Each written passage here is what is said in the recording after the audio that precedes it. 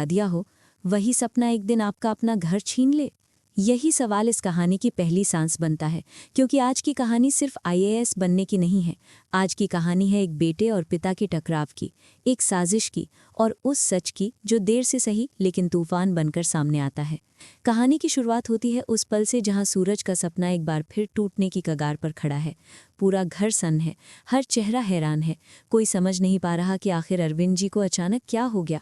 वही अरविंद जी जिनका जीवन का सबसे बड़ा सपना था कि उनका बेटा सूरज एक दिन आईएएस बने, जिन्होंने हर रिश्तेदार के सामने गर्व से कहा था मेरा बेटा अफसर बनेगा। लेकिन आज वही अरविंद जी खुद सूरज के रास्ते की दीवार बनकर खड़े हैं। नहीं बनेगा तू आईएएस। उनकी आवाज़ में गुस्सा है, डर है और कुछ ऐसा है जो सूरज समझ नहीं पा रहा। सूरज के लिए ये झटका किसी बिजली गिरने से कम नहीं। वो सोचता है जिस इंसान के सपने को पूरा करने के लिए मैं जी रहा था वही आज मुझे रोक रहा है। लेकिन दोस्तों, सूरज पीछे हटने वालों में से नहीं है। वो फैसला करता है कि भले ही सब उसके खिलाफ हो जाए, लेकिन वो अपने सपने से समझौता नहीं करेगा। और यहीं से शुरू होती है उसकी चुपचाप की लड़ाई।